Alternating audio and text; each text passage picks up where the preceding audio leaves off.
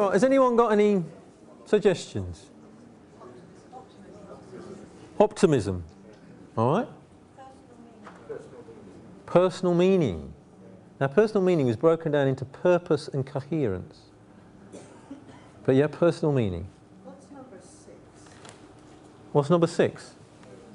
Locus of control. It means that you you have an internal locus of control. You feel that you have an effect on the world, rather than people with an external locus of control feel that they're influenced. Events happen and they don't have the same sense of control. So we've got optimism, personal meaning, life satisfaction. Okay, that's good. Let's stop there. That's pretty good. Right, these are all the questionnaires that were given. This is how many people there were. Now, top of the list, personal meaning. Very good. Of which purpose was the highest correlation. Second in the list was activity. The more active, the more leisure activities, the more work you had, the more that correlated with growth. Thirdly, life satisfaction. Fourthly, life events, measuring life events. Fifthly, social support. And sixthly, optimism. So that's not bad. So those are things that correlate with post-traumatic growth. And again, this is just another way of rejigging the statistics. Personal meaning came top, purpose, life satisfaction, social support, and religiousness crept in at the bottom on that one.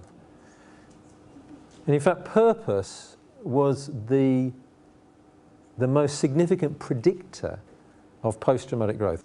Because I had this group of 21 people, we broke it down into people that scored highly on post-traumatic growth and people that scored lowly on post-traumatic growth.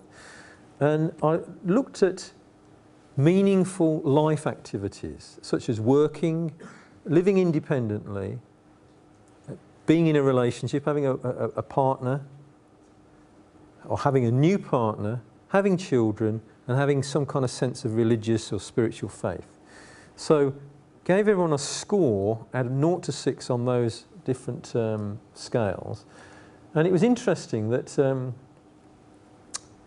that using a slightly different statistical analysis, that people that had the highest number of meaningful life events, again, that correlated highly with post-traumatic growth.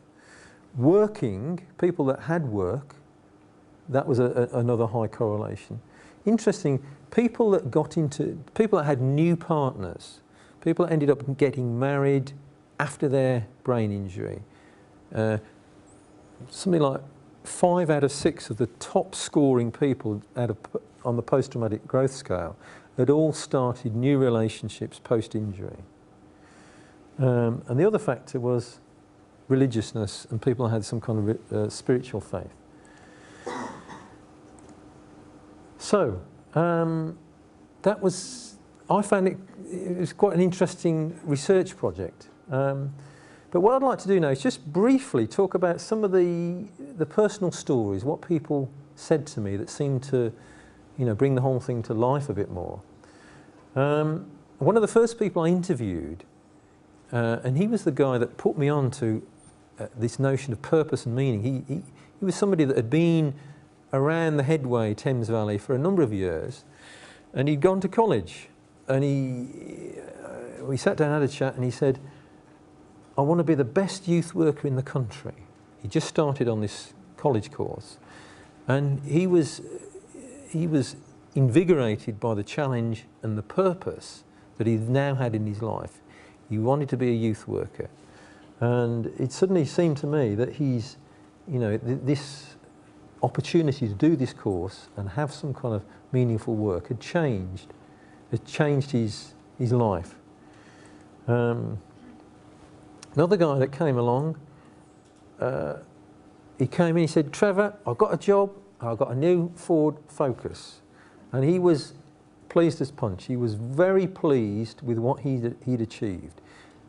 He had a sense of purpose. He had quite a high score on the post-traumatic growth inventory, quite a high personal meaning score. So he'd done better than his expectations, and he was a happy man who had a sense of growth. Third guy that I saw, now he didn't have a Ford Focus. He had a VW Golf, but he was not happy, and he scored quite low on post-traumatic growth. He was living at home. He was working in a leisure centre, which was a job that was actually below his expectations. And he was working part-time.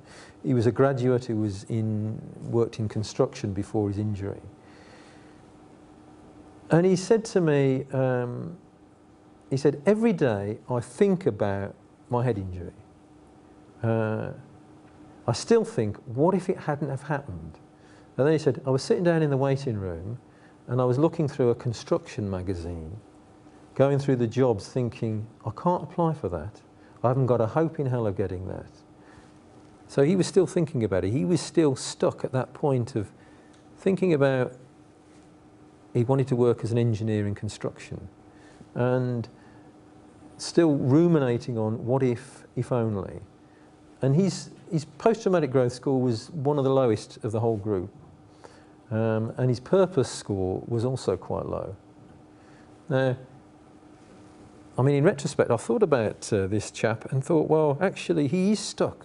He's kind of on this kind of rumination loop and would probably benefit from seeing, having some kind of psychological help to just unhook himself from that rumination. Another guy I saw,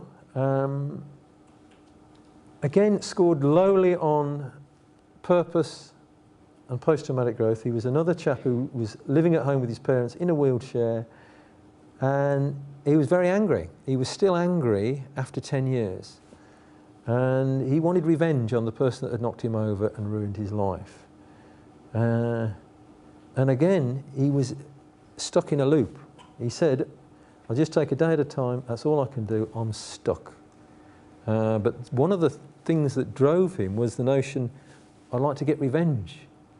Now I'm not saying that's not a good purpose, but it didn't seem to be helping him.